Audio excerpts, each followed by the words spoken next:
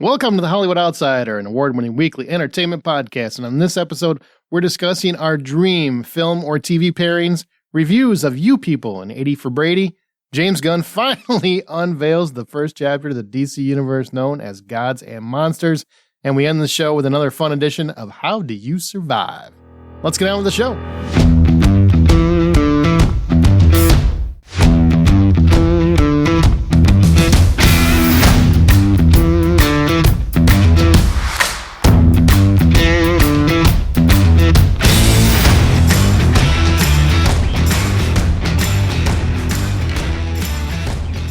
My name is Aaron Peterson. Joining me today are my fellow host, John Davenport. Hey, buddy. How you doing today? Wonderful. Troy Heinrichs. You are here with people. Amanda Sink could not be here. Work event. I think I mentioned it. We actually recorded 2 episodes back to back, so that's why she couldn't be. She will be on the next one, I'm sure. But what's everybody up to? How's everything doing? You good? Feeling good? Good. Yeah. I'm not bad. How about you, man? What about you? I think you did something special recently, didn't you? I went and saw my daughter. I did. No, I'm good. I'm getting ready for BIFF, the Beloit International Film Festival. So I'm like really deep into that right now, which is I'm on the film selection committee. And if you have, BeloitFilmFest.org, be sure to come check it out. The film fest starts February 25th, runs for 10 days. Lots of cool movies, independent films. And I'm knee deep into doing a lot of the film selection and the award winners and all that stuff. Not film selection. We've already selected the films, but I have to go through and watch a bunch of them to figure out who should be winning awards. So I have a lot. So being that we're like close, but not in Beloit, Wisconsin, you'll like tell us like which day we should show up just so we can get like the most like best coverage for the one day that we can maybe fit it into the week. Sure. If you want to come. Yeah, I definitely want to come for a day or two. Yeah, definitely come. What I would recommend, we're going to actually have Rocky Horror Picture Show. Have you ever seen Rocky Horror Picture Show with an audience? Of course. We're doing that. Of course. But that'll be a late night. I don't know if you want to do that, but there's a lot. I'll get you some screenings. Give me the schedule and throw out the highlights. Americazzi, that's good. There's a lot of good ones. I got some friends that'll come with if we can make it work. Okay. I will do that. I'll get you some information. But BeloitFilmFest.org for everybody listening. That's where all the information will be. And the full schedule is out or will be out soon. And that's what I've been doing. That's been a lot of what I've been busy with. Holy crap. It's a lot of movies to watch. I've been building Legos. You've been building movie-related Legos. I have. I built a DeLorean from Back to the Future. And then I bought a lighting and sound kit for it. So it actually does the entire like time travel sequence. The flux capacitor lights up and then it goes blue on the outside, like the lightning bolts around it, and the tires, and then the brake lights light up at the end because it crashes into the barn. It's pretty awesome. Does it go back in time? Does it hit 88 miles an hour? What does it do? No, but it does convert into all 3 versions of the DeLorean. The first movie version, the second movie version with the hovercraft conversion and the Mr. Fusion. And then it has the white walls for the third movie, as well as the crank on the front for the hood for the engine. That's very cool, man. It's pretty badass. Which other ones did you build? I also built an Atari. I built a Nintendo entertainment system with a TV that actually has Mario on it, which is pretty cool. I built an Optimus Prime. I built a Horizon Zero Dawn tall neck. And in the box is probably the hardest one that I have to build, which will also have a light and sound kit. And it's the Ecto one from Ghostbusters. The new Ecto one, because it has the little trap that drops out and then comes out from behind the car, and it's got the slide out shooter cannon that what's her name was in. She was shooting up the downtown area in the 4th movie. And where do you place these? I can't imagine the wife is letting these little trinkets hang out all over the house. I have a shelf, and the shelf goes above the television. And when you say you have it over your television, is this a television that you have set up for everybody, or is it the television you have in your own private little office area? Like he forces everybody to look at his toys. Yeah. Look at my light up Legos. I did all this work. Look at it. It's beautiful. When people come over for the TV watch parties, they do watch it in my office on my TV. So yes, they are looking at the Legos while they watch TV. So he forces them. You know, it's funny because you have this whole little setup and you get to enjoy it, and your significant other allows you. She never has to see it. She doesn't have to come in the room if she doesn't want to. Right. Your significant other doesn't give you any sort of a hard time about this. I was just reminded about this wedding that I might have talked about it on the other episode. The thing that was very cute about the reception of this wedding is everything was kind of D&D themed. So we got these gift bags that had a 20-sided dice in it, and we got a bunch of other things, great stickers for this whole thing. So it was very sweet. And even then, when it came to their vows to one another, it was very geek laden, and it leaned to the D&D side. So I just think it's cute and adorable when these couples get together, like you and your wife, who appreciate each other's quirks and weirdness and show this to one another. I don't know what that's like. Hang on, does the minister are they like the dungeon master? I mean, are they rolling dice and making them do weird shit? That's kind of what happened. Yeah. That's kind of cool. It was kind of cool. Or they had this game where you had to go up to, if you want, and so instead of like at a normal wedding where you do the clinking of the glasses to get the bride and groom to kiss, they had a game printed out on these scrolls that they gave everyone where you go up to them, you roll the 20-sided dice, and then whatever number comes up, you have to do that action. And then once you do the action, then they would kiss. And so that was a lot of fun too. Oh my. You can see the Instagram account now. #roll for kisses. Oh my. That could go really weird really, really fast if it really wanted to. I mean, I don't want. Well, it did. There was somebody who they got to go and do a toast in front of everybody, and it got weird really fast. And not sort of like weird where you get those.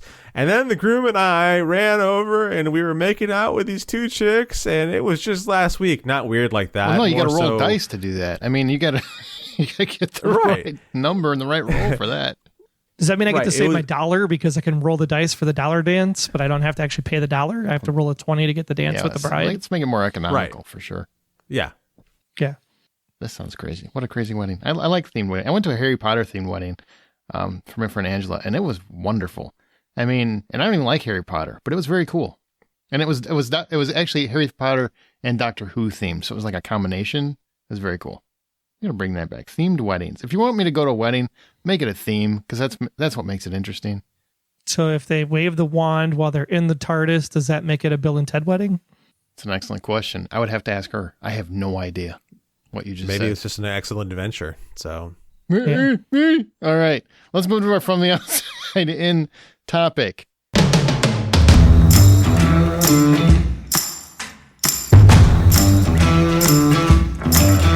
Unexpected dream pairings. And this stems from You People, which is the new Netflix movie that you will hear us review at some point in this episode. But it's got Eddie Murphy pitted against Jonah Hill.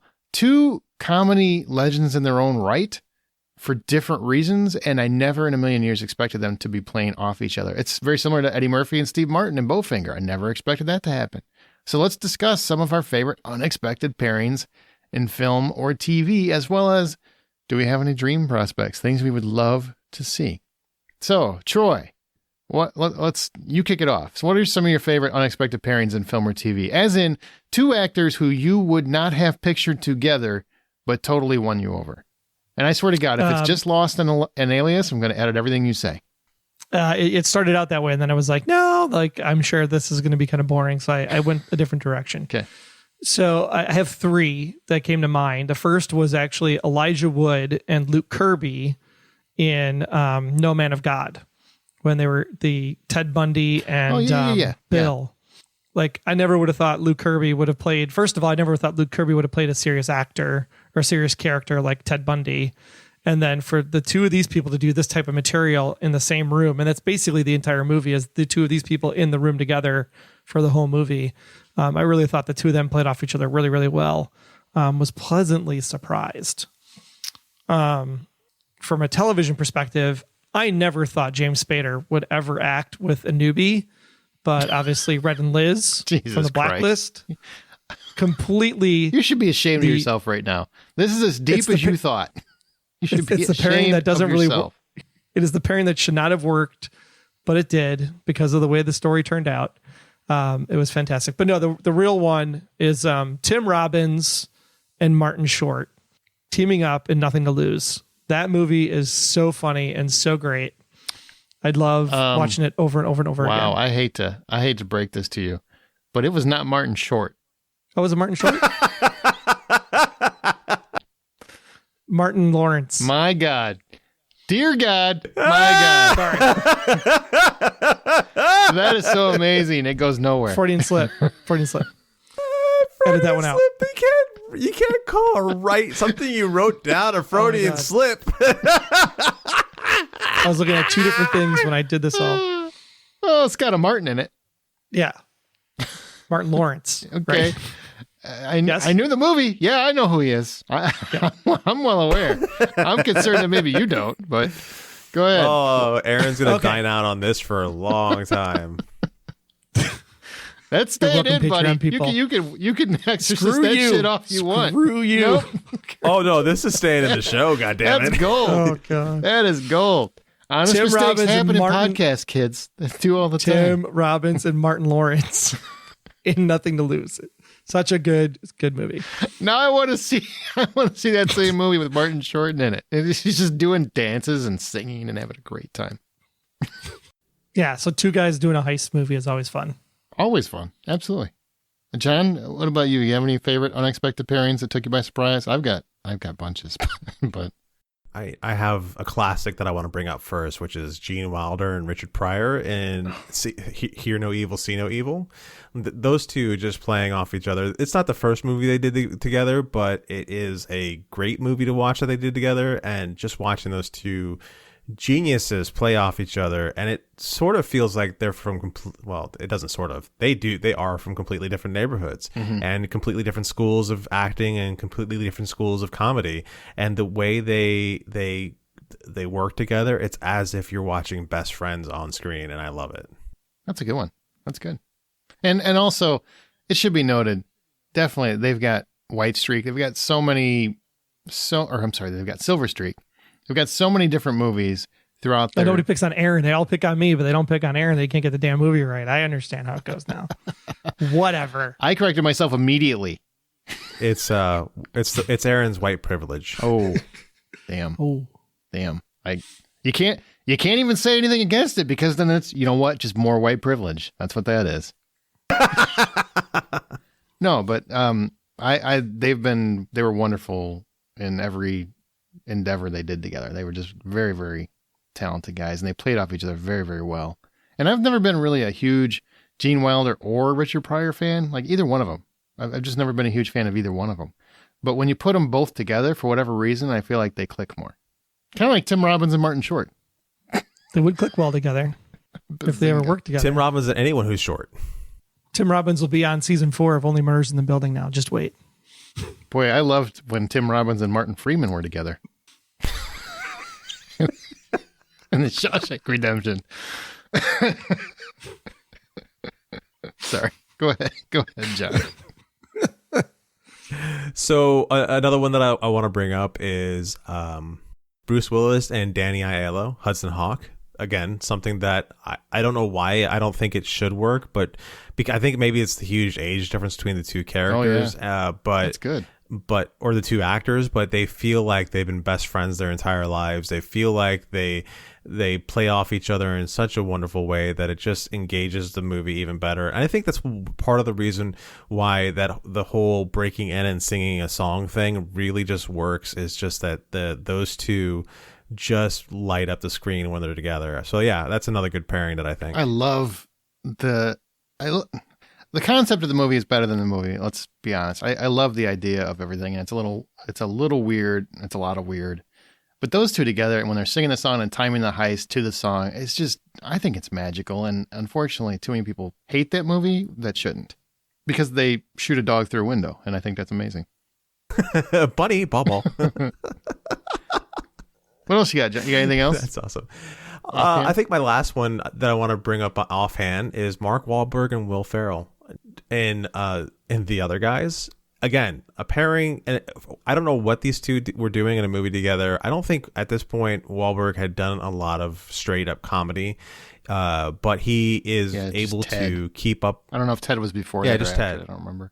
Oh, I think Ted was after it. Okay. But even then, he keeps up with Will Ferrell pretty well as playing the straight guy to Will Ferrell's crazy guy. But it's weird because they sort of trade off the whole being a straight or crazy person throughout the movie, you know, and it just lands so well that I really appreciate it when they do the Father's Day movie or whatever it's called afterwards too, because the pairing does just work well. I love other guys when he's like just so obsessed with Will Ferrell's wife, and Will Ferrell's just constantly implying she's homely and ugly and da da da. Oh yeah, so funny. It's like Will Ferrell read your book whenever he talked about his wife in that one. Yeah, I think so.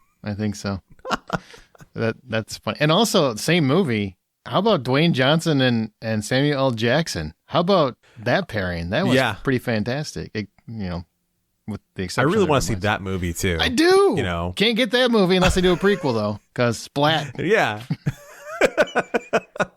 You know, the thing that would be so great about that movie is that whereas Will Ferrell and Mark Wahlberg feel like they're the fish out of the water kind of thing in their movie, it would be the exact opposite, where it's these two guys living in an action movie, but the world's not an action movie. Oh yeah, for sure. So good. I would love to see that movie. I freaking love that, and I still think their death is one of the funniest things I can remember in the last 15 years or something. Like, I laughed so hard when they did that jump and just splat on the road. Like, I laughed so hard. I guffawed, if you will. I laughed so hard.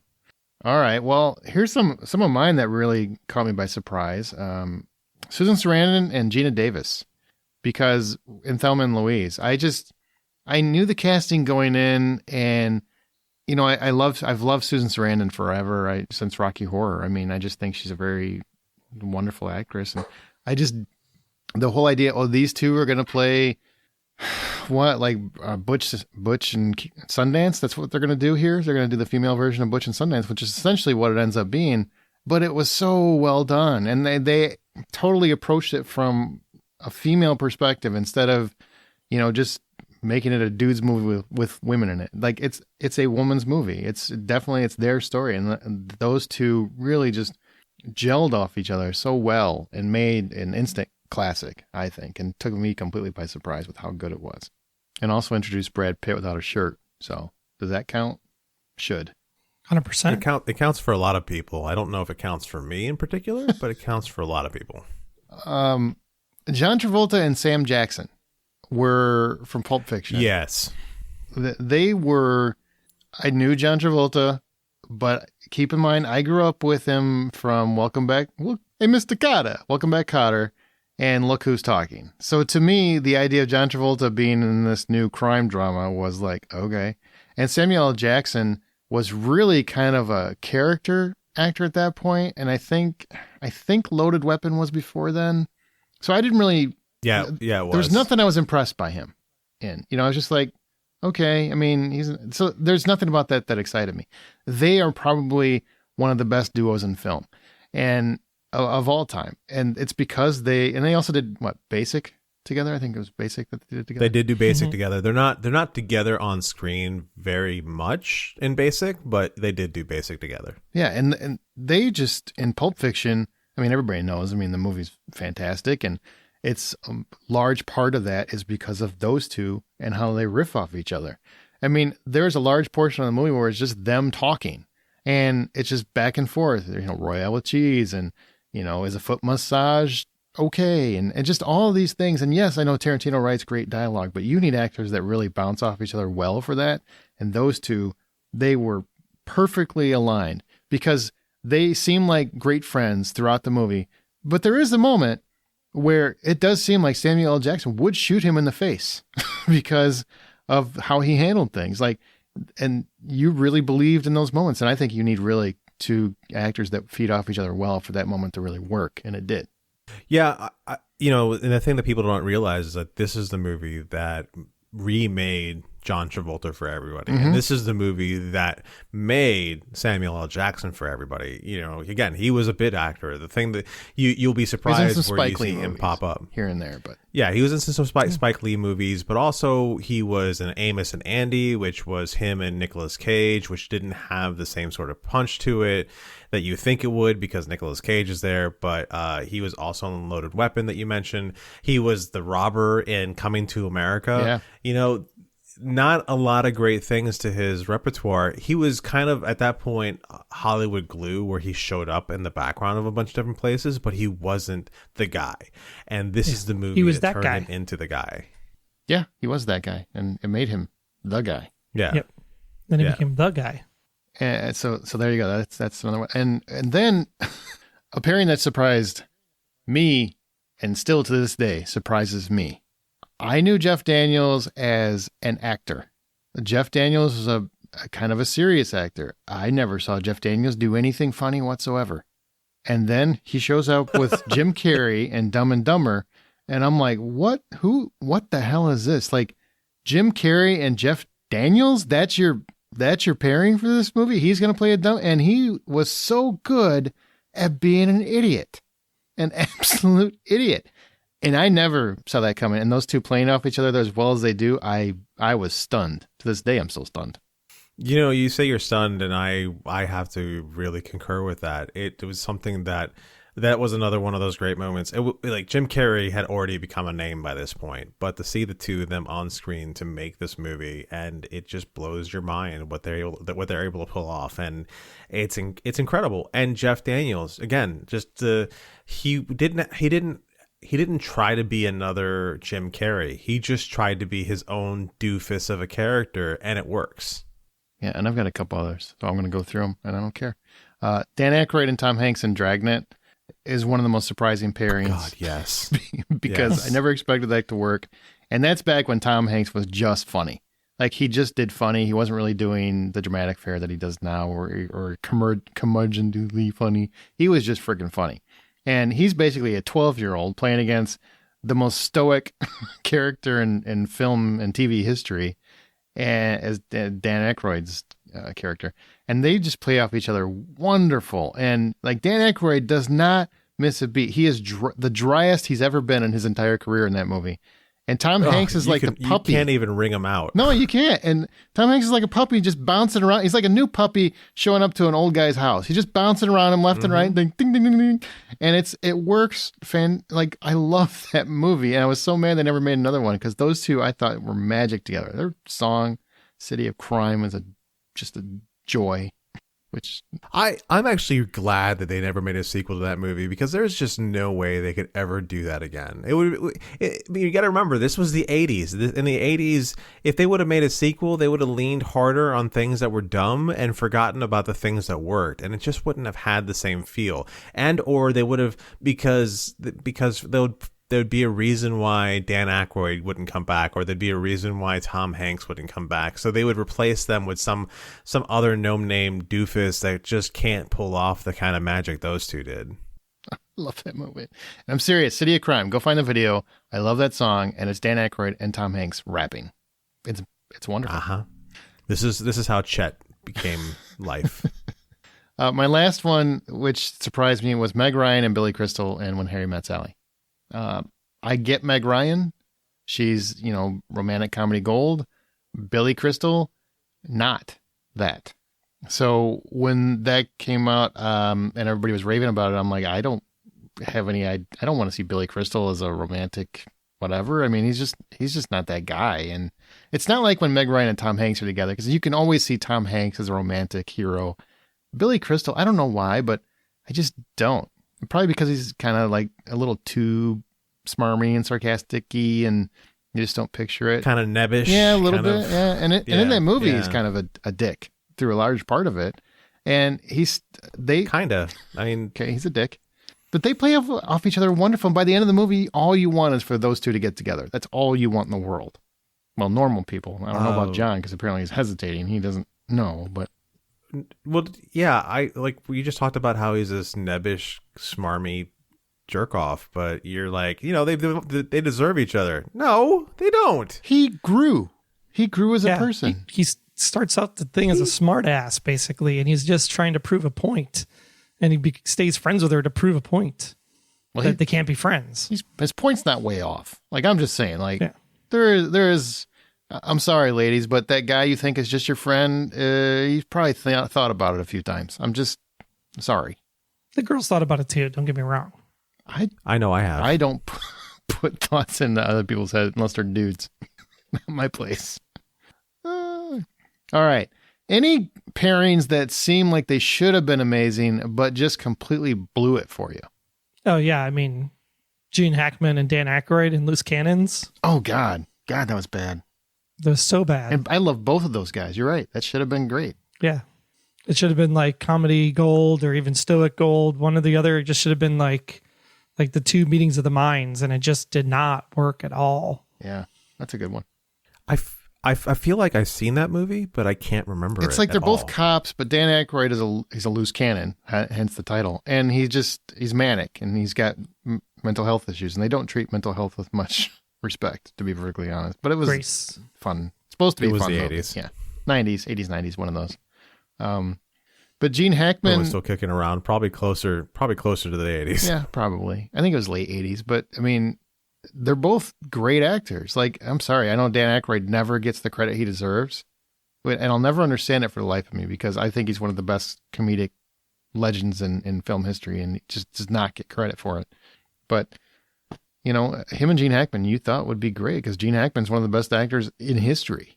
But that movie, I mean, that was a paycheck movie for Gene Hackman. He looked like he was waiting for the check to clear the whole movie. Any other ones there, Troy? I also put on here Natalie Portman and Hayden Christensen. Like, you thought this would work, and man, it just, no. Attack of the Clones is so painful to get through. Any scenes where they're together. There's so little chemistry, it boggles my mind. Like, just so little there's no chemistry. 3 movies. You'd think by the 2 movies. 2 movies. Yeah, you'd think by the third movie there would be some semblance of chemistry. None. Nothing. She was like, thank God I had twins, so I only had to have sex with them once. Shit. I still want to know how they look the same age, when obviously in the first movie they were quite far apart. Time dilation, space. Naboo was very far away from wherever they had stuck Anakin. So Anakin aged faster than, whatever.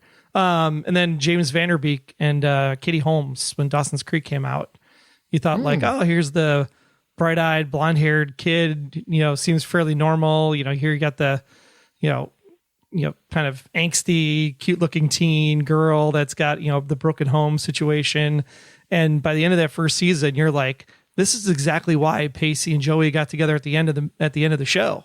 Because it just, when they kissed at the end of the first season, you're just kind of like, ick. Yeah. Like, it just did not work at all.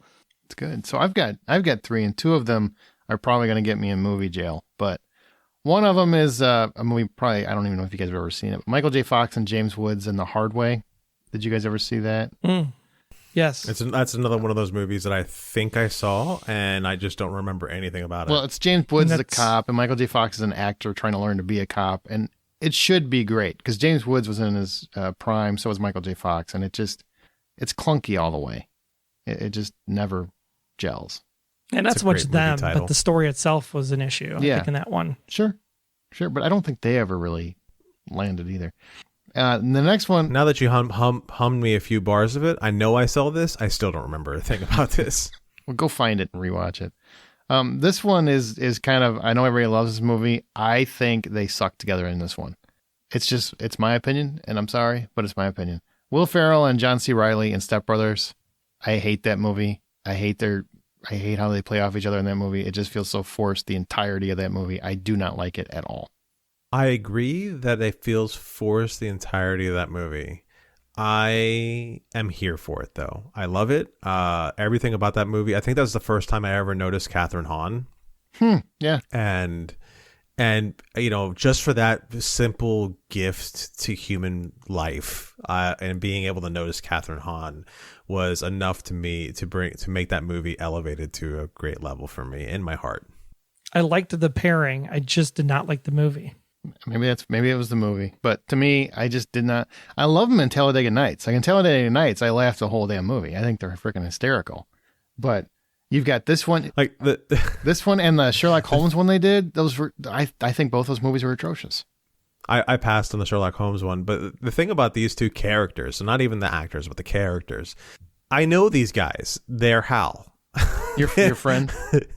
They're my sweet, loving, adorable friend Hal, and he's well into his 40s, still hasn't grown up, still just kind of drifting along and not really sure what to do with himself. So yeah, I know these guys through and through, and I think it's one of the reasons why I love it so much, because I can see so much of him in there.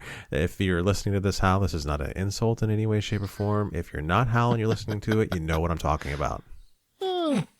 Okay, my other one that I know is going to get me in movie jail. It's a movie I do not like it, and I know a lot of people love it, and it's very timely, because it's right around this month that a lot of people will watch it. Groundhog Day. Bill Murray and Andie MacDowell suck together. There's nothing about that relationship that works for me. There's no chemistry there. They're just ugh. The movie's great, but you're not wrong. Hey, wait. So I win with the pairing, but you still love the movie? No, the movie's awesome. Okay. I don't like that movie. I love the movie. But yeah, I always wondered, like, how did those two ever get together? Like, they don't even look like they would date. That's the whole point of the movie, isn't it? The whole point of the movie is to it's like one person's from Woodstock and one person's from Winnetka. It just doesn't work. Right, but that's the thing. That's the whole point of the movie, is to show how this guy ends up falling in love with her so much that he essentially decides to change himself to be the kind of person that he would, number one, makes him better entirely, so he's not some selfish prick, but also to be able to be ready for somebody like her, because she's so much more wholesome and so much better of a person. So that's one of the reasons I do love that kind of a story. Doesn't come across in them. I'm sorry, that movie sucks. Say, it does not come across in that movie. None of that that's what they're trying to get you to believe in, from the romanticist, because it's also around Valentine's Day, but really he's just taking advantage of a situation to get in a girl's pants. Yes, thank you. That's the whole freaking point of the movie. He's a pervert. But he doesn't even sleep with her that night. Not immediately.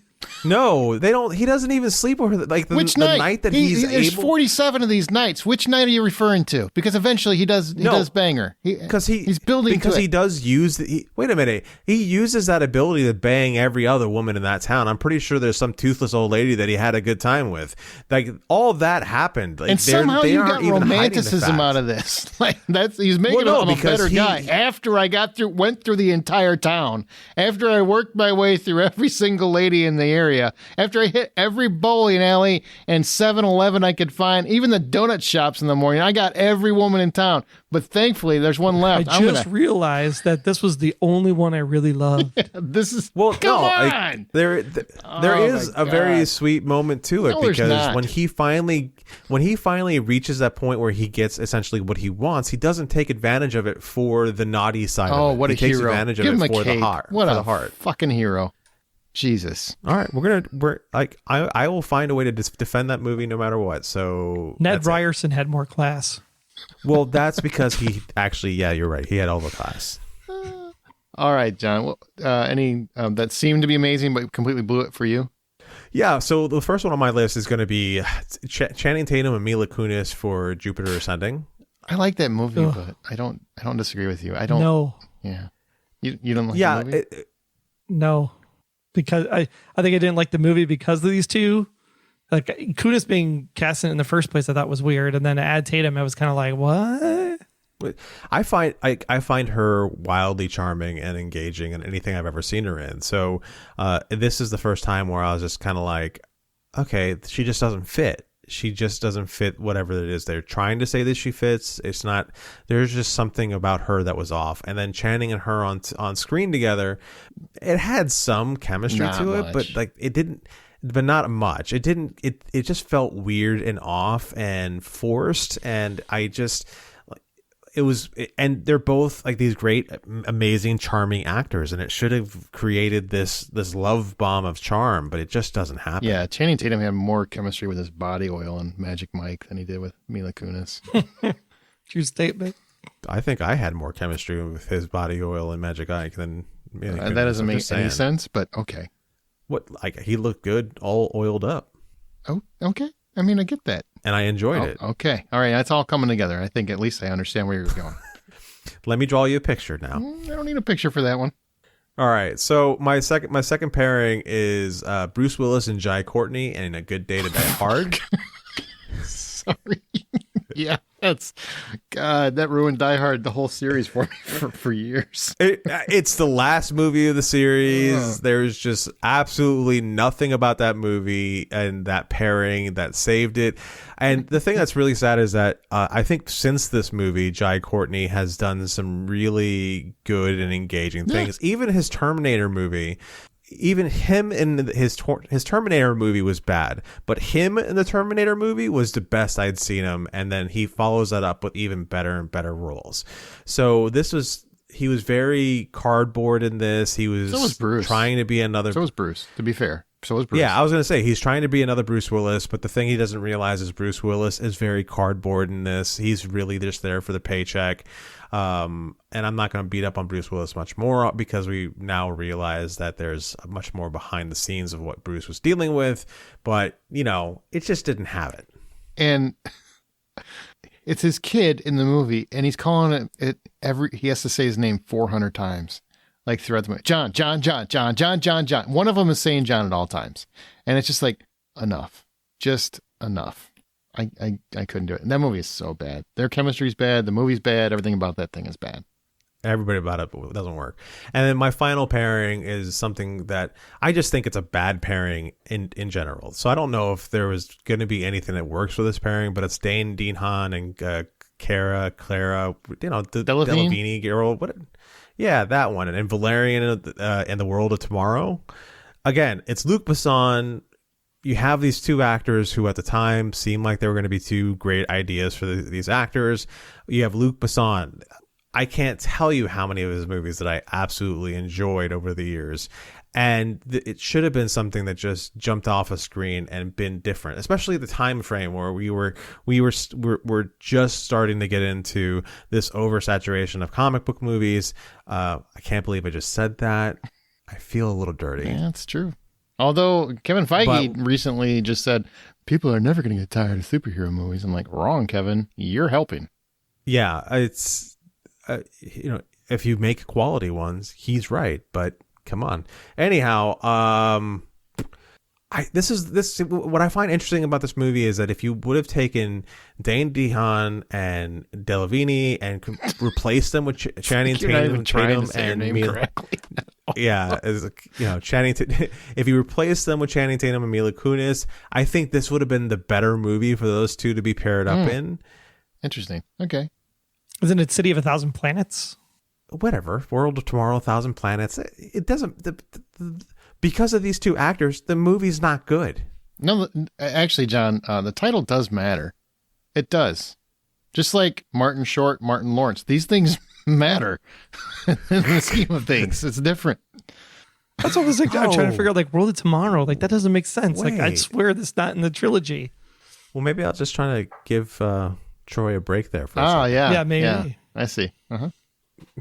Anyhow, my point Valerian still in the City of a Thousand Planets. Yeah. 2017. My point still stands. Yeah, they're not good. No, they're not good. Anything else? Or are you good? So bad, couldn't even remember the name of the movie. Yeah, see, I actually looked it up too, and I still wrote it down wrong. Wow. How does that even happen? Oh, well, at least you had the right ethnicity. So let's go to dream pairings. Meaning actors that don't make sense, but you would love to see them play off each other in whatever kind of film or series you can think of. And I'll start, like, for reference. I would love to see, in a typical Sandler-esque kind of movie, Adam Sandler and Harrison Ford. I just feel like with Mr. Curmudgeon and how dry Harrison Ford is, and having to deal with Adam Sandler and his most ridiculous and insane, I think that would be really, really fun to watch. Personally, as a big fan of both actors. He comes at him with a water gun and shoots him, and he's like, see, I shot first. God. In that Adam Sandler kind of way. I want him to yell at Harrison Ford in his crazy Adam Sandler way. I want him to do full Adam Sandler, just yelling at him, and then Harrison Ford just shaking him off like he means nothing. That's the kind of movie I want to see. Maybe playing his dad or something. He kind of berates him for a while, and then he just kind of pulls out a gun and shoots him dead, like in Raiders. Yep. Oh, you have another one? Go ahead. If you have another yeah, one. I do. I would love to see, and I know that they play best friends in social media all the time, and they're going to be in a Deadpool movie, but Hugh Jackman and Ryan Reynolds in a gay romantic comedy. That would be awesome. That would actually fall under something that gets put up on Pornhub, I think, as opposed to in the theater, because I'm not entirely convinced those two aren't a gay romantic couple. Well, then it shouldn't be an easy sell. Because here's the thing, is like people are always saying, gay actors play gay and straight actors shouldn't play gay. And I think what you don't ever see are really like an actual gay romantic comedy, like they were trying to make Bros into one, and it just wasn't a good one. But with actors who are notoriously straight, but also are well beloved by the gay community. I think that would actually, you want to kind of like break through to a different demographic. I think that's the kind of movie that would do it. I'd watch it. Just an idea. What do you got, Troy? I want to see Kristen Bell and Bill Murray team up. You got kind of the sarcasticness on the young side of Kristen Bell and the sarcasticness on the, aged and seasoned side of Murray, but it'd be a father-daughter tale where they have to like road trip or connect or some kind of thing. And then there's like a tragedy at the end of the movie. I think in this case, I want her to be like sick, and that's how she reconnects with her dad. And then he has to like deal with the fact that she lost her once, and then he's got to lose her again. So you give Murray that like acting chops at the end of the movie kind of thing. I would watch that. I mean, that would be a great pairing of the two. I don't know if you could get Bill Murray to lock down for a lead role for that long, but you can't get him locked down for anything. You basically call a number, leave a voicemail, and he shows up or he doesn't. Yeah. For Kristen Bell, I hope he would. I mean, she's a delight. Well, I did this assignment wrong. So I'm shocked. I'm still trying to. I'm shocked. It's so difficult to read. What did you do wrong? Well, I thought it was when you saying what are some dream pairings, like what are the ones that you thought were executed so great that it was dream worthy? That was the first question. That was the beginning of the topic, and then we moved down. You know what, man? I was working on trying to get this computer running. Shut up! Everybody else can figure it out. You know what? We've given Troy grief. Let's give John. John, read the fucking format before we start. Read it. What are some before we start?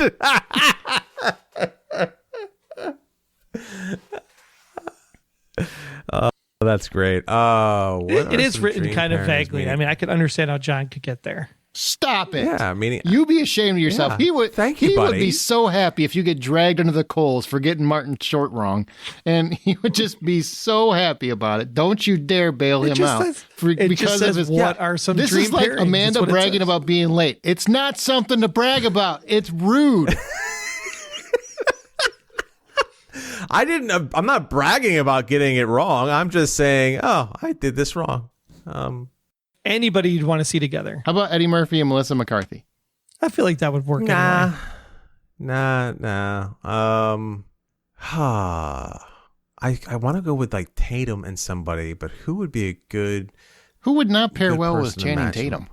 What? Who would not pair I have well? a feeling with John Channing just Tatum? really likes Channing Tatum. That's I what I feels like it. I just really want to talk about Channing Tatum. I'm really jealous of that whole thing with Selma Hayek that's coming out soon, and I am too. Yeah, How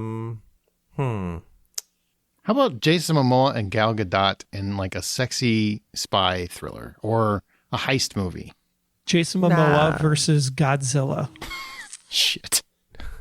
He'd take him out for a beer. This is great. He'd take him out for a beer and just get hammered. He would take him out for the beer. That's right. So Godzilla and the what was that movie with If you think we have time for you to get the topic wrong and then give us 5 minutes for you to try to remember what the hell you're trying to think of, you are drunk on power. Jesus Christ. Godzilla and the kaiju monster from what was that? Colossal? How about Spider-Man and James Bond? Why don't we put those two together? Those are two dream actor pairings right there. I'd love that. Oh. Well, multiple people played James Bond and multiple people played Spider-Man. Daniel Radcliffe and Tom Holland in a buddy comedy about getting taller. Huh? No, this is the mark of a man who hasn't prepared. That's what I'm hearing. It's everything I'm hearing. Hey, I got everything else right. I got a computer that's working right finally. I got most of the topic done. Okay, well, how about let's do some listener picks. Let's do that because they can get it right. I can't wait to do listener picks. I can't believe how they got the topic right when they were questioned about it. But anyway, whatever. Yeah, but they like talking to you, and I don't. Andreas says, I would love to see Sigourney Weaver and Emily Blunt as mother and daughter in a Western defending their ranch. Ooh. I could buy that. That sounds amazing. Yeah, that's good. Yeah. I already bought the tickets.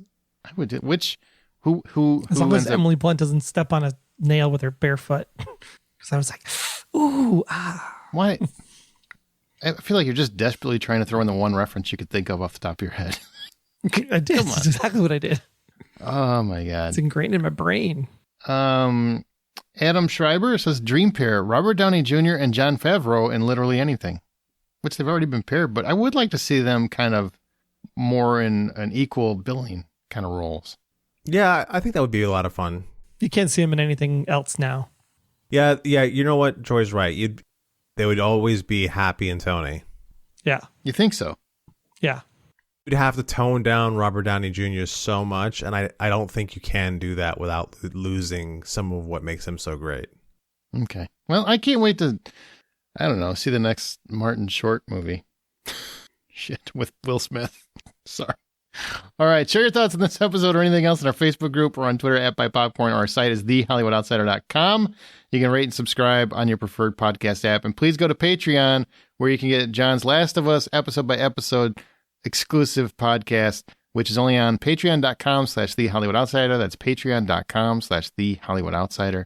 And two movies I wanted to mention before we move on. Amanda was going to be here for this, but again, with her work schedule, she couldn't be here. So You People, which is on Netflix, is out right now, and that's got Jonah Hill and Eddie Murphy. Jonah Hill is a young man who's about to marry Eddie Murphy's daughter, and they come from very different backgrounds and cultures. And Jonah Hill's Ezra wants to marry Amira, who is Lauren London, Eddie Murphy's daughter. Jonah Hill's parents, Julie Louis-Dreyfus and David Duchovny, and Amira's parents are Eddie Murphy and Nia Long. So it's this conversion of cultures, and it's supposed to be two families playing off each other. You know, guess who's coming to dinner style, that sort of thing. And it's an important concept, and it could be ripe for a lot of humor. Man, is this a disappointing movie. It really is. It's just, and I'm just telling you, as someone who comes from a mixed marriage, right? So I've already done converging of cultures. And granted, it's not Jewish to Muslim. My wife's Hispanic. It's definitely a converging of cultures. And it's a lot to get used to. There's always things when you have a mixed couple where you have to get used to culture shifts and dynamics on both sides. And yeah, there's a lot of stuff that you could make light of and have fun with. But what they do in You People is they take some of the most talented comedians around, and I would say Jonah Hill, Eddie Murphy, and Julia Louis-Dreyfus are three of the most talented comedians, each of their generations kind of thing, and give them lame material. I think Eddie Murphy comes out of here the best. Jonah Hill is really just not fit for this role. I mean, it's not awful to watch. It's semi-enjoyable. Lauren London is just a delight. And Eddie Murphy, it's really hard not to enjoy Eddie Murphy. But I feel like Julia Louis-Dreyfus is giving such forced confrontations, and her issues just make no sense to me. She's a very smart woman who constantly is on the edge of saying the absolute worst things and can't stop herself. And I just don't see that in her, number one. And the character, number two, they don't actually position her to be that ignorant. I mean, I think they try to force it. So the whole movie is just full of forced awkwardness.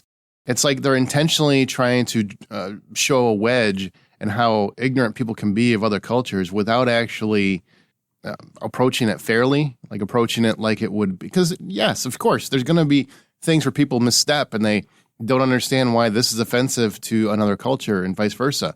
And that's the stuff that would be very humorous. And it would be very, I grew up in a black community. I know how that can be. I've been in those scenarios, and trust me, you overstep and you don't realize that, oh, I didn't know that was offensive. I apologize. You know, those kinds of things can be funny, but not when you force them. Not when you force, you know, to have the worst debates between the Holocaust and slavery and things like that.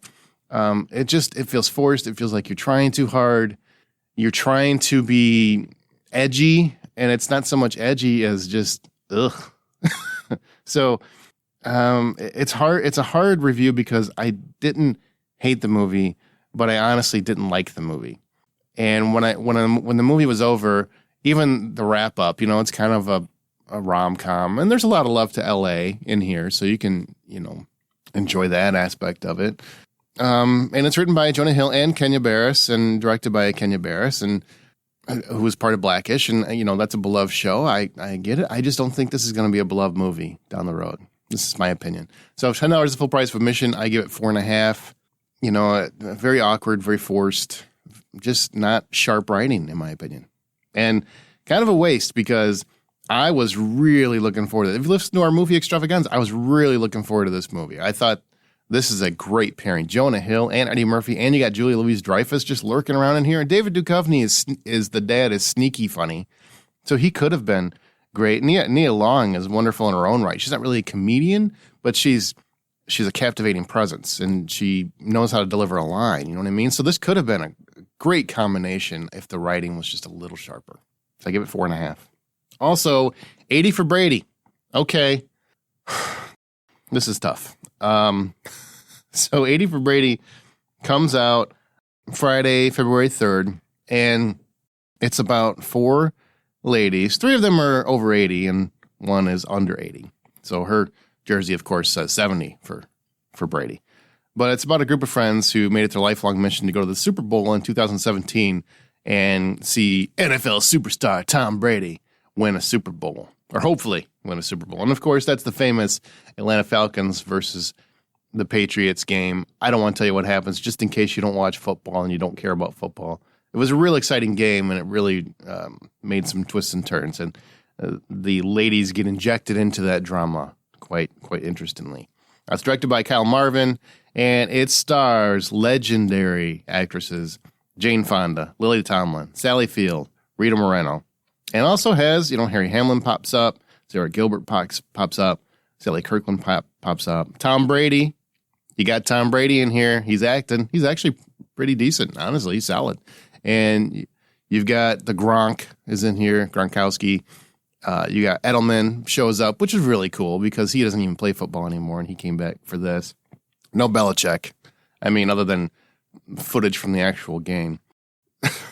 I mean, this is one of those movies where it's an assemblage of clunky vignettes strung together to try to justify the whole plot.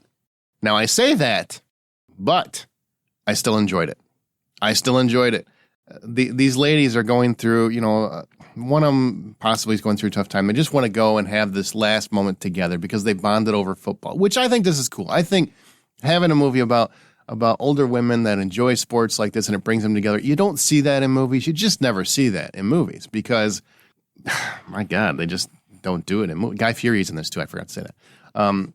They don't do that in movies. You know, it's always a bunch of guys and they got to go to the bowl and they got to go to the big game. This is about older women that want to do this, and it really brought them together. And it really shows their whole friendship was forged on football, or at least this bonding exercise. They get into, you know, all the aspects of not jinxing something, you know, by the first time I saw a game where Tom Brady won, they knocked chips over on the table, so they always knock chips over before a game. I feel like that would be very messy after time, but hey, it's your floor. You do what you want. So the writing's very clunky, okay? I'm not going to sugarcoat it. I don't think this is sharp. Very much, it's not so like you people, though. I mean, this is writing where the actresses can make it pop a little bit. And you've got 4 extremely talented actresses, 4 across the board. Whether you like them all or not, that's up to you. But they are all very talented actresses, and they can make the scenes come alive. And it's just a road trip comedy that's supposed to be a little bit emotional, and It's supposed to celebrate the love of football we all share. And that happens. And there is one defining moment where Tom Brady gets to speak to the ladies, or the ladies get to speak to Tom Brady, and it's it's kind of a very impassioned moment. And it's ridiculous. Like most of the movie, it's ridiculous. But it still got me. I thought it was actually a really great moment in sports films. So I don't know, man. I'm going to rate it higher than it probably deserves because I smiled through the whole movie. And my opinion is, even if you know the writing's not great and you know the direction is kind of clunky, because it almost feels like TV cobbled together editing at points. You know, there's a dance off and all these random things. You got to eat a chicken wing contest, which comes out of nowhere. Everything comes out of nowhere. How they get into the Super Bowl is absolutely ridiculous. But everything about how this works out is ridiculous. And it's inspired by a true story. I promise you it is not based on a true story. The women that went just had tickets. It wasn't that big a deal. But I enjoyed it. If $10 full price for admission, I give it $6. I don't think this is a great movie. I don't think this is a very good movie.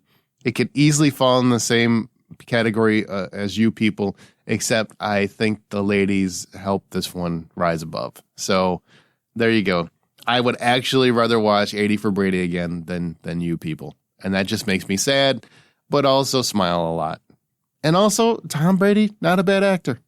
Is there anything this son of a bitch can't do? Anything. Oh, marriage. Bam! Let's move on. Hey guys, guess what? We had this episode all ready to go, and then bam! James Gunn decided he's finally going to drop his little DC universe on us. So it's just John and I'm getting over a cold, so please forgive me. But John, were you excited when you knew that this plan was coming out between James Gunn and Peter Safran, the new DC film and television universe runners? Well, do you want me to tell you the truth, or do you want me to lie? I want you to tell me deep down what you thought. Outside of the whole Henry Cavill fiasco, which they did, at least James Gunn did allude to. He's like, hey, he got dicked over. He did allude to that. I appreciate the fact that they're trying to put a line of delineation between everything that is the DC universe that he's building and everything that's outside of that. So you're talking the Joker, you're talking Matt Reeves' Batman, you're talking a bunch of the television shows, with the exception of Peacemaker. Those are all outside of the DC universe. Everything inside of the DC universe will be, the Trinity will be back, but it's going to be a kind of the same but different Trinity. As far as the actors may change in some of the cases, but not the characters. And for those who are outside of baseball on that one, the Trinity when it comes to DC is Batman, Superman, and Wonder Woman. And they have said Superman and Batman will both be recast for the DC universe, but they've also said that there's no reason that certain actors and characters can't remain. Meaning Jason Momoa as Aquaman, possibly Ezra Miller as Flash, provided they go through their proper recovery therapy or whatever is required. And no final word on Gal Gadot has been given yet. So Wonder Woman is still in play. Right. So as far as like they've alluded to the fact that, not even alluded, they basically said that the next Aquaman movie is part of this new universe. Yes. The Blue Beetle movie is part of this. The Flash movie is what kicks off this new universe. So they've said all these things, so it means that we're going to continue to see Jason Momoa, who has turned the biggest joke in comic book history, though maybe unfairly, into one of the coolest characters out there. Let's just be honest. Agreed. And they've also come right out and said that stop thinking that they're going to turn Jason Momoa into Lobo. It's just not going to happen. Yeah, they actually were very, very clear that no one actor will play two different characters. Right. That's cleared. I'm glad that they finally, nailed some of this down. And they also gave us some of the projects that they're going to work on. And James Gunn, who's delivered the slate, was very clear that he also said this isn't it for this first chapter, which the chapter they're calling Gods and Monsters, right? This isn't it. There's actually more to come that hasn't been announced yet. My guess is they're probably still working in, can Gal Gadot's Wonder Woman still work in this universe? Some other factors that they're trying to figure out. The Waller series that we're going to talk about in a second is basically the continuation of Peacemaker, because James Gunn said he can't do Peacemaker season 2 right now. There's a lot of things that are kind of fluid. back to this, calling this first chapter Gods and Monsters. It's something that since the beginning of the DCE universe, or extended universe, when we saw the first Superman and Batman versus Superman, if anyone's been listening to the show a long time, you've heard Aaron and I both refer to those movies as, or those characters as, that's what DC is supposed to be. DC is supposed to be gods versus monsters. Whereas you have Marvel that does this great, more grounded, more not necessarily more relatable, but just much more grounded characters. DC was supposed to be something of a greater grandeur, and it seems like with James Gunn understands that well, or at least he is alluding to the fact that he understands that well, and I'm excited just for that aspect of it. In all honesty, I'm burnt out on the idea of DC at the moment, and I'm just waiting for them to show me something to be excited about, actually excited about. Otherwise, I'm just going to be like, that's cool. Yeah, let's I mean, go. can we be honest? I mean, don't get me wrong. I think we both love James Gunn. Peter Safran's a very good producer. He did Shazam, which, we both really enjoyed Shazam. Got nothing against either one of these guys. It's just, we've heard this song before. Now we're on the right path. Now we got it figured out. Great. Yeah, I got to see something, man. I got to see, I think maybe they really underestimated what a slap in the face the Cavill thing was, where it seemed like he was back as the face of Superman, and then he's not the face of Superman because we have to go younger. I get it, kind of. I don't get it, kind of. So, they're just going to have to live with that smack. And basically by doing that, it just reminded us of everything we've had a problem with DCs. Like, they're all over the place. They can't be consistent for very long. If he can do that and he can stick to a plan, and it actually is a plan that works, okay, but I need to see something. I need to start seeing to believe. I need to see something too. I don't, with the story, actually, let's just dive into some of the stuff that they talked about, Aaron. Yeah, you ready? And then I will give my thoughts on some of that. So let's go for it. Let's go. So I'm going to go through, there's various TV and film projects. I'm going to kind of go through them as Gunn and Safran revealed them. Creature Commandos is an animated TV series. Animation will lead into live action and back into animation is what Gunn said. He said it's a way to, and we're pulling from reporting from Deadline, Hollywood Reporter, and different sources, just so you know, so you don't have to think I wrote all this. But James Gunn actually said, it's a way to tell stories that are gigantic and huge without spending $50 million an episode. James Gunn's already written this series. It's done. Creature Commandos is comprised of military superhumans, including a human leader, a werewolf, a vampire, Frankenstein's monster, and a Gorgon. And also, I think Weasel from the Suicide Squad is going to be in this too. These band of misfits, which is, the Gunn's specialty, that's his wheelhouse, were introduced in Weird War Tales number 93 in November 1980. Do you have any affection for this? I don't have any sort of affection or anything to these characters. I'm interested in seeing what he does because I like animation, and he's clearly going to take this in more of a I don't want to use the word adult and give you the wrong idea, but more of a mature audience type of animation. And I'm good with that. I'm okay with that. DC has always done well with that sort of storytelling. So the concept of we're going to have these same actors play these same characters on TV and movies and cartoons, I think that's actually fantastic to keep the through line going as far as these characters are concerned. So yeah, that's good. I want to see that. If they can do it. My only concern, and I've had this concern forever, it's nothing. I love James Gunn. I've loved James Gunn for long before he became popular. From way back in the Trauma days. You know what I'm saying? It's been a while. It's been a minute. I'm a big fan. So if anybody says, we just don't like James Gunn, that's not true. How much do you like him? Because I've seen him do some weird shit.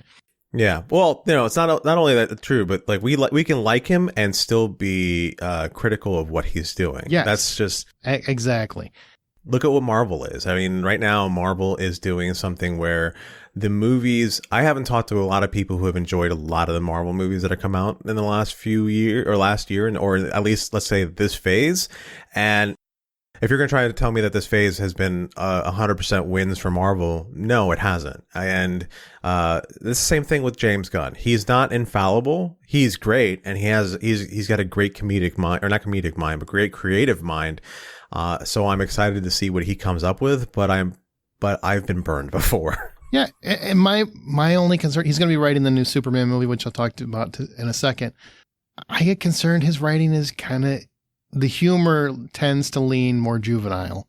dick jokes, things like that. And I don't want that in a Superman movie. I don't want that in certain property. Like, it belongs in Peacemaker, okay, fine.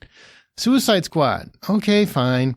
But there are some things I just don't think it fits, and I hope he can write to that. If he's going to go ahead and talk about let's get into it. That. So Waller, that's next. HBO Max live action series is a spinoff of Peacemaker. They're using the same actors. He's considering a continuation of Peacemaker because since he's working on Superman, he can't do Peacemaker season 2. That's Gunn's words. And basically, there's no real details as to what it's going to be, but it's going to have the team from Peacemaker and Waller, and so you can get the vibe of what kind of show it'll probably be. Yeah, I think that's going to be really great because I think that the world needs a more better understanding of Amanda Waller. And to give us this through her own show where you can see what kind of she's got a history of being, I don't want to say evil in any way, shape, or form, but she does everything it takes to get a job done.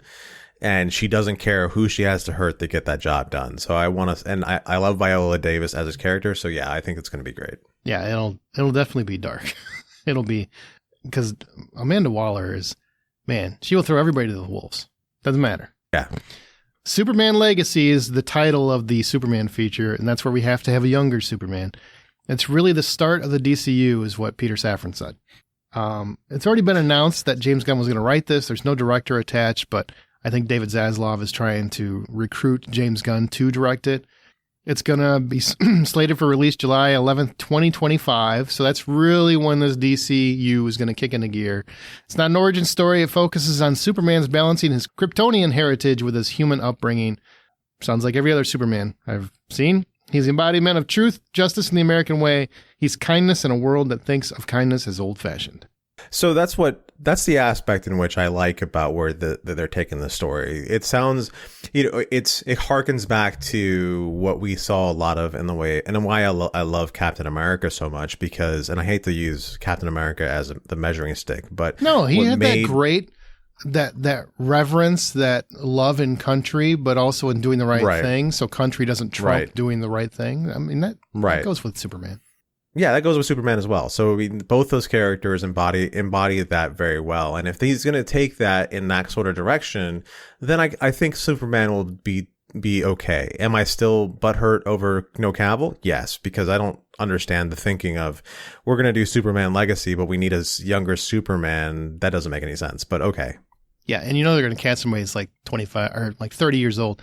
Henry Cavill's only 39. He doesn't look like he's 56. I don't see the argument, but if you want to make it, go for it. Yeah, that's fair too. Comb his hair, do something different. He's young already. It feels very much still like we want to get as far away from the Snyderverse, and Henry Cavill was still the face of that. That's what it feels like to me. Still. Yeah, that's a overcorrection, but we'll move on. All right. Well, the next thing is Lanterns. I'm actually excited about this. They had talked about a Green Lantern series before, but it's getting revamped. HBO Max live action series. Our vision for this, quote unquote, is True Detective. All right. I was kind of looking for Lethal Weapon Space Cops, but whatever. Yeah, I kind of want the Lethal Weapon and Space Cops, but this goes back to Gods and Monsters, where if it's going to be True Detective, I guess that's more Gods and Monstery than Lethal Weapon is. This is where I would prefer James Gunn's writing to come into play. I would rather have some banter and some space gaps. But it's terrestrial based. It's got two of our favorite Green Lanterns, Hal Jordan and Jon Stewart. It plays a very big role in the main story that we're telling across our film and television. This is a very important show for us.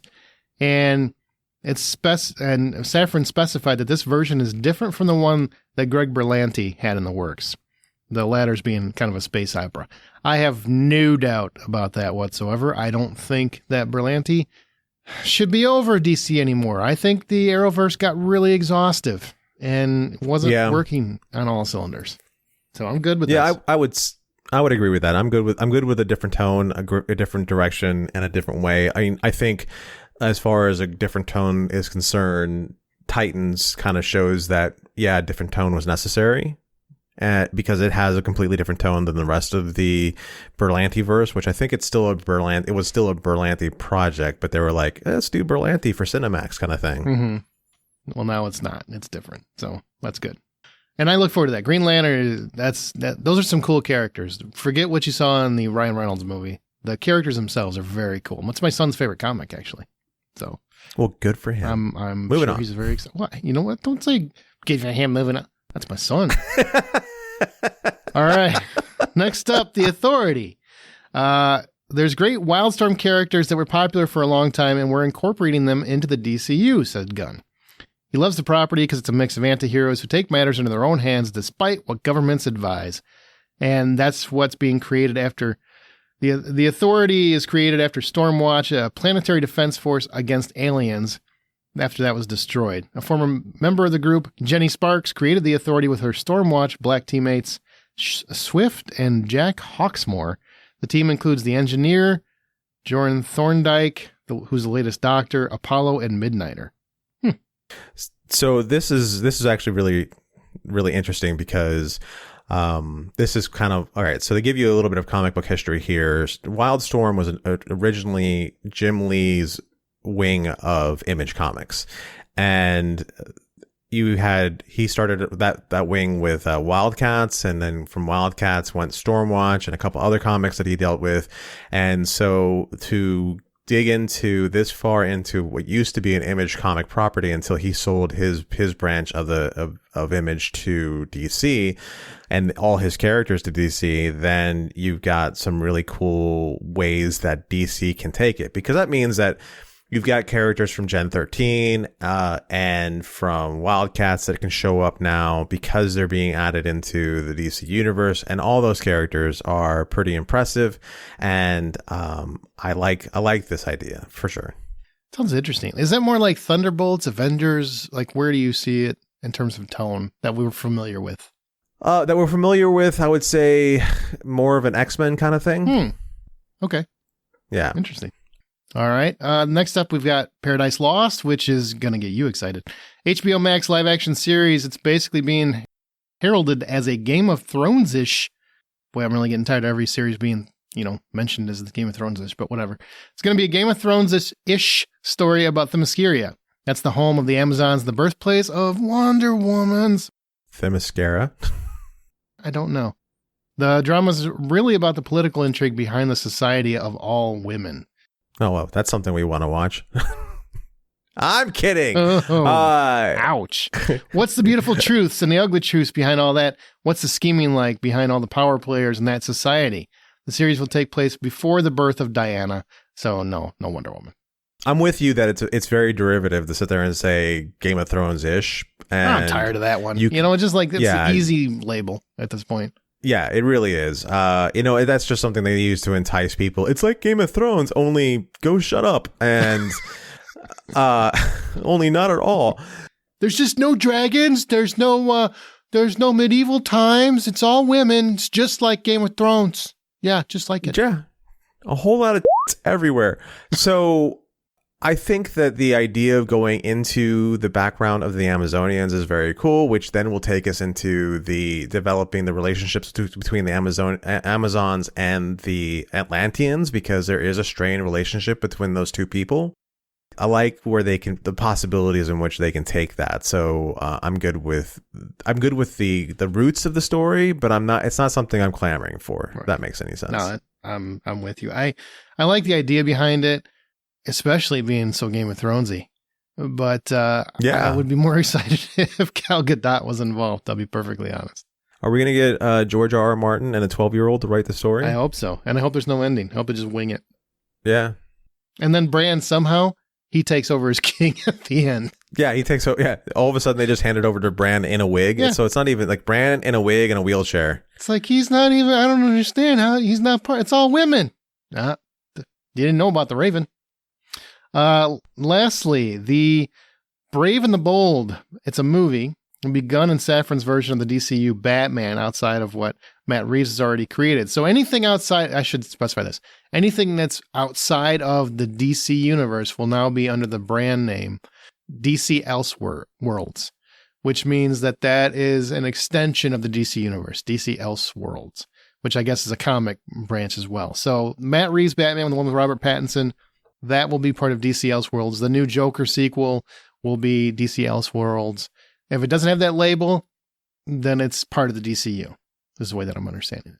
Something like that, yeah. It's I'm happy to see that they're drawing a line in the sand on this. But Brave and the Bold, I mean, again, this is another one of those times where I'm going to get a little butthurt about the casting, because I would love to see more Ben Affleck. And if they're going to do Brave and the Bold, Ben Affleck would be the perfect Batman for this because of his age range, and yet he played the role so well in his movies, and I will fight you on it, whoever you are yelling at me right now.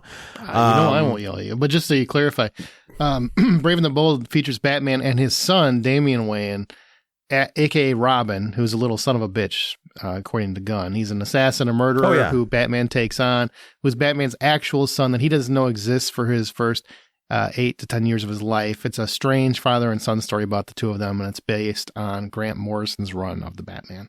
Yeah, and that Robin is a very popular Robin with a lot of people, partially because it also invites the Bat family into it. So with the Bat family, you've got Nightwing, you've got Batgirl, Batwoman, you've got Bat Steve. I don't know what his name is. I don't know. There's a Steve.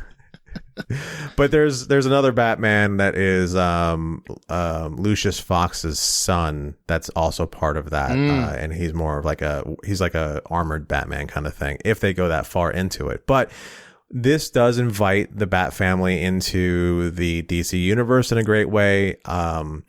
I don't know who they're going to cast. If I had my druthers, and I couldn't absolutely pick Ben Affleck for this role, then I think Jensen Ackles would be an awesome Batman for this, because he's got the chops to wear the cowl, in my opinion, but he also has the ability of playing Bruce Wayne. He can make a really great Bruce Wayne and a really great Batman.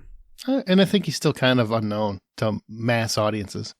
Oh, yeah. He's still kind of unknown to mass audiences. And just imagine, all those people who are nuts about Supernatural will show up in droves just to watch this. All 30,000 of them. That'll bring Hey. There's at least 32,000. I'm just saying, it's not as big an audience as one would think. Because he's been in other stuff and it hasn't. It's 15 years. Caught on fire. But he was in The Boys season 3, and people seem to like that. But also 15 years, man. I know. Had a good run. Batman Part 2, which is what the official title will be for Robert Pattinson's Batman, will arrive on October 3rd, 2025. Snooze. Yeah. I just hope people walk a little bit faster in that movie. Just a little bit. And they have floated that Ben Affleck will probably direct one of these. We just don't know what exactly it'll be, one of these movies. There's more. Right. I misspoke. There's actually a couple more. Booster Gold, HBO Max TV series about a loser from the future who uses future technology to come back to today. Basically, he's somebody that just is desperate to be loved, the way I understand Booster Gold, and he uses future technology to look cool in the past, right?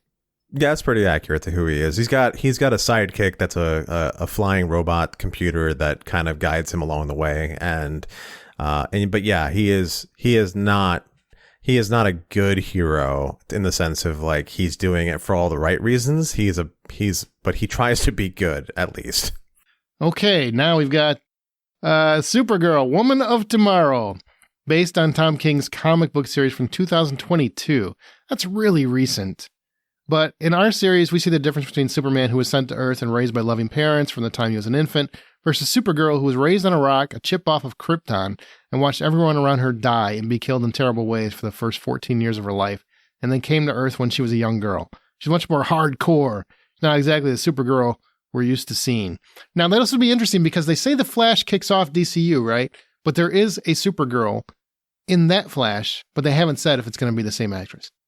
Yeah, that'll be interesting to see what kind of thing they do to that story. I think if anyone had ever watched that nightmare that was the Supergirl movie from the 80s with Heather, what was her name? Slater. Helen Slater. Helen Slater. So that if you watch that nightmare of a movie, it's a similar idea. It's a piece of Krypton that cracked off, and there's this society that grew up on this asteroid that floated around in space, and then she ends up on Earth.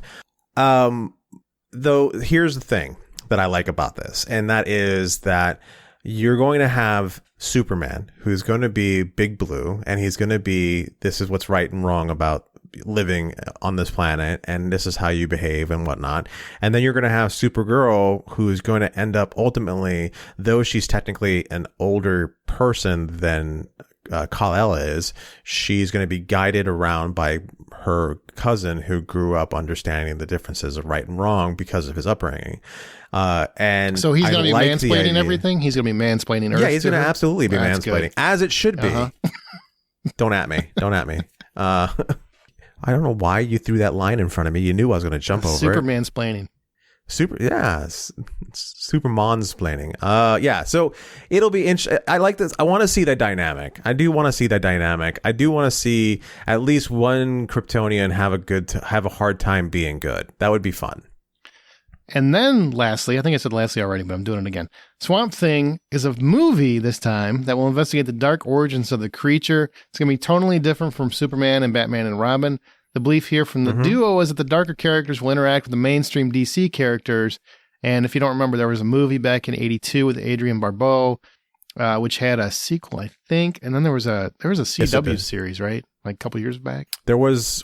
It started out, I think, on the DC app, and then it went to the CW. But it was one season, and as a lot of people as I understand it, it was very well loved by the few people who watched it. Right. So my only thoughts on this it comes to this. This is them starting to lay the groundwork right away for Justice League Dark. Yeah, I could see that. So yeah, because the rest of the characters for Justice League Dark are a little bit more rough around the edges. At least Swamp Thing is something that you can play with enough to be like, he's more of an altruistic character. So, well, some reassurances from James Gunn and Peter Safran that I have liked a lot are that everything doesn't always look the same. Not everything's going to have the same expression. It's not the Gunn verse, the Safran verse. What it is it's going to be dictated by the artist that they hire. They're adamant that they're going to ensure that screenplays are completed before they go into production. So we won't have those issues where, they're completing screenplays on set, because that usually ends very poorly. Some other asides, anyone cast on the DC TV side as a character will respectively play that character on the film side, should that character translate over. No actor will play two parts, which we talked to. So Momoa is Aquaman and Aquaman only going forward. They're not going to skimp out on production. They're still going to put their money where their mouth is, but they're going to have the scripts together, get the directors together, get the casting together, and go out and be ready to go. So they don't have to do a lot of reshoots and all that. They're going to try and be a lot more organized and have organized chaos as opposed to just crazy chaos. That sounds good. I hope they can pull that off. So do you think now that you've seen a little bit of, we've seen a lot of what they plan on doing, do you like, just based on what we've heard, do you like what they're doing? Just based off what we heard, I'm okay with what they're doing. I'm still very much gun shy when it comes to anything DC Universe related at this point, and I'm afraid to fall in love with any sort of the idea that I don't see laid out in front of me in Memorex, so to speak. I don't want to get all caught up in the what ifs anymore when it comes to DC. Just show me what they got, and if they like it, I'm going to like it. If not, I'm going to let everyone know. Yeah, man, it's amazing to me how many people either jumped on this as they love it or jumped on it as they hate it. I'm like, I don't think there's enough here to feel one way or the other. I really don't, because, man, some of these properties, they don't sound that interesting to me, but they could come out and be fantastic. Guardians of the Galaxy wouldn't have jumped out at me as something I had to see when it came out. It wasn't until I saw the first trailer, I'm like, okay, that's different. That's unique. When I heard about it before then, I'm like, pass. Tree and a squirrel? No thanks. Sorry, raccoon. Rabbit. or rabbit. Whatever it is. And, it's just a matter of you got to see how it plays out. I'm tired of DC telling me that they're rebooting every couple of years. So get your shit together. I hope this is right. I hope James Gunn and Peter Safran are the right guys for this. And I hope they stick to what they're planning. But I'm also worried if they have two movies that bomb in a row, this whole thing we're back to reboot phase.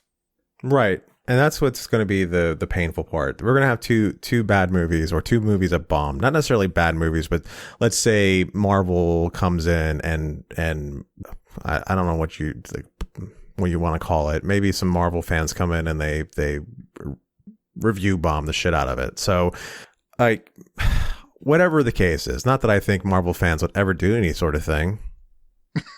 No, never in a million years would they do that. Never. Okay, well, we'll stay tuned and we'll see where it goes. But that is the full announcement. That's what's coming. And thanks, John, for taking time out of your busy schedule to talk even more DC. No problem. I'm going to go yell at people now. Yeah, I'm going to get on the internet and start telling people how wrong they are. Absolutely. Well, you know what? You're really good at that. Thanks. Thanks. All right, let's go back to the show because now we're going to play a game called How Do You Survive? And if you've never played before, this is a game where we give you a scenario and you have to tell us, how would you survive this scenario? We've got 2 this week. We haven't played in a while. Here's the first one. And this is in honor of the upcoming Cocaine Bear and Knock at the Cabin. So we're tying them into 2 upcoming movies. Hopefully, Knock at the Cabin will not be as bad as Old, Troy. Fingers crossed. Okay. Number 1 scenario. You guys ready? Ready. As I'll ever be. Yeah. John, did you read the assignment before we start? Maybe. Okay. Here's the scenario. So you're bumbling around the woods on a backpacking adventure. You have on you a granola bar, cheap cologne or perfume, a glass jar of peanut butter, and an inflatable blow-up doll for reasons that remain your own when you encounter a coked-out bear looking for trouble. You can use the trees and vegetation around you as well. How do you survive, John? Easy peasy lemon squeezy. I am going to keep the granola bar for myself because I'm going to do what's called running, and I'm going to be doing a lot of it, and I can't really do that well when I start feeling like I have an empty stomach. Now, the peanut butter, the glass jar of peanut butter, I'm going to, as soon as the bear gets kind of close to me, smash it into a tree or the bear's mouth or something like that, and not necessarily even try because I'm trying to hurt the coked out bear, but I'm pretty sure because I use peanut butter to give my dogs pills that the dog, because a bear is really very closely related to just a dog, only bigger, and this one is coked out, and it's just gonna sit there and I'm gonna just keep on running, and whenever he tries to take a swipe at me, the inflatable blow up doll that I've had my way with is going to be essentially used as a shield to avoid the claws, but keep on running, and I've made it. I think you're dead, but I like your plan. Okay. Just so you know, as an avid backpacker, the number 1 rule is don't run from a bear because you can't outrun a bear no matter what you do. But if you threw the peanut butter, it might distract him. It might. Yeah, it's peanut butter. Who doesn't like? I know bears love peanut butter. I've seen enough Winnie the Pooh. Very, just an important distinction. Did you blow the doll up before you ran or during the run? Because that might determine how fast you're running. It's before, because I know that if I was doing it as I was running, I would just pass out from running and trying to blow the damn thing up. All right. Troy, what do you got? Almost very similar. I feel like John read my notes, but it was What? These are your notes? I thought I wrote them. It's basically the same concept. The bear would be approaching, the blow up doll would already be inflated because why would you have a blow up doll not inflated when you're sitting out in the woods? And what I would do is actually smash the peanut butter on a tree or the ground area with the glass shard still in it. And then to put the rubber doll on another tree. And then I would spray the cologne by the tree so that way the bear would get the scent. And then as it eats the peanut butter, it starts to choke on the glass shards that are in there, and then he gets all enraged. So he smells the cologne, and then he sees the blow-up doll thinking it's a human, and then attacks the blow-up doll, and as he's chewing the blow-up doll, he chokes on the blow-up doll and dies. And then I would be able to slice the bear and eat the bear for food later on. Jesus, this took a dark turn. I did not see that. Because you don't run away from a bear. You just sit and watch the mayhem take place. It's a coked out bear that he's going to start eating. I can't wait to see him get coked out from the residual coked out. I lost the blow up doll. I got to do something to have fun out there. Oh my God. Right. Jesus. I can run for miles. I can't taste my own face anymore, but I can run for miles. Why did my penis stop working? My nose is all running and my penis won't get big. God I damn can't it. use this blow up now no more. I would open the peanut butter jar and throw it, therefore diverting the bear. Then I would climb up the tree, blow up the doll, throw some perfume on it, have my way with it, then throw the doll into the woods where the bear starts chewing on it. Then I make my escape. I think Troy and I have a similar idea in terms of the idea of the bear going after the doll because of the perfume. I just don't have time to carve the bear up and have dinner, apparently. My idea was escaping. Troy's like, I could figure out a way to eat. Well, wilderness. Your idea is to continue having, not let this bear really mess with your stride in any way, shape, or form with this blow-up doll. You're like, oh, I'm banging this blow-up doll. You brought it to the woods. I mean, it's a lot of wasted time. All right, scenario number 2. Nothing's getting wasted then. You are taking a nice holiday to a cabin in the woods with all of us, including Amanda. So you can include Amanda. Just us, though, all 4 of us. When a knock arrives at the door, saying if you do not sacrifice one of us, it can include yourself, the world as we know it will cease to exist. You have to choose. How do you survive? John. So they're going to start saying, okay, to survive and for the rest of the whole world to survive, you're going to have to, and by then I'm already like, hi, Troy, stab, stab, stab, stab, stab. I stood up for you and they're twice. going to probably say I something stood up like, for you twice in this episode, you fucker. Oh, shit. and they're going to be like, you're going to have to saute a pan. That's so, I mean, that's, why are you killing him? That's just messed up. That's how I foresee this happening. So that's, yeah. Okay. Troy, your turn. I would say, John, you'll be thankful to know that revenge is a bad thing. So I will spare you. And I would very easily chuck Amanda out because she's not here most of the time anyway. So the show would still go on. Oh, man. That's well, funny. I mean, let's be clear, Troy. I mean, it's not that I really Let's be want clear. to You literally sacrifice said him. before they finished talking, I'd stab. Right. It's not They that didn't I even- they didn't opened even up the say- door. They didn't even say anywhere in the sacrifice, you must stab him repeatedly. They just said you have to sacrifice him. They didn't even have to say you had to do it. You're just willingly saying, I'm going to stab the shit out of him. Yeah. It's not like you're like, hey, Mr. Grim Reaper, here's my friend. No, you were like, here's my bloody corpse of a friend that I took care of so I could just save you some time. And they're probably sitting there going, hey, guy, we needed to put him on an altar and everything else. You got to pick again. He's already used. Again. Well, I just want to point out, like, ever since Troy has come on the show, it has made my life a lot easier. And I do love and appreciate Troy comes for all across, those reasons. Apparently, he just wants to go back to being the dumping ground or something. To shit on. It's all yours, buddy. I'm out. See ya. Just a bloody stump laying in the cabin. I can't wait for Martin Short to join the podcast.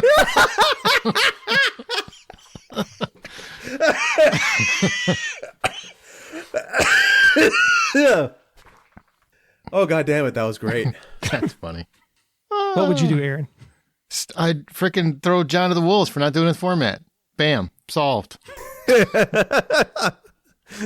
And Amanda wouldn't be there anyways. That's true. She wouldn't have showed up, and if she did, she'd be late for the apocalypse. So it's not like Right.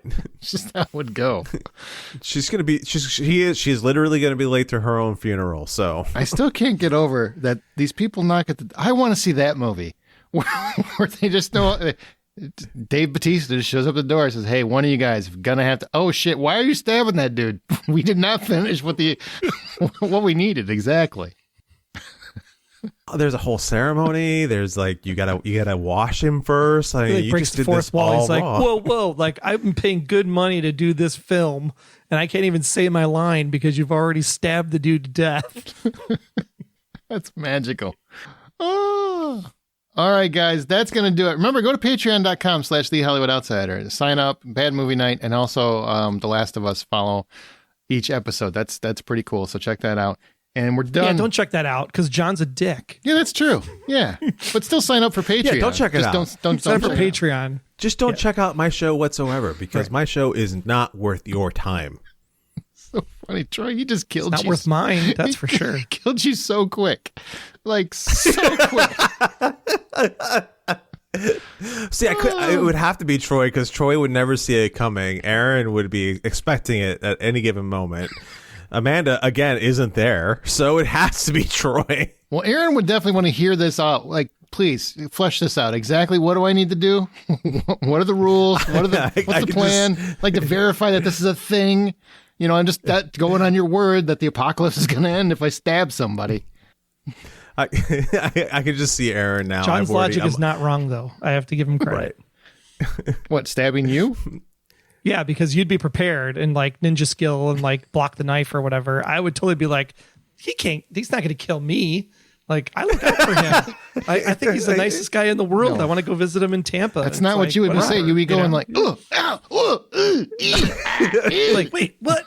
Huh? Why am I dying? This is bullshit. This movie sucks. All right. I didn't sign up for That's this. going to do it Best friend. for this episode. Remember, the next time you head to a theater or stream comfortably on your couch, of course, buy popcorn. Without John. Because you can't trust him. Fucking psycho.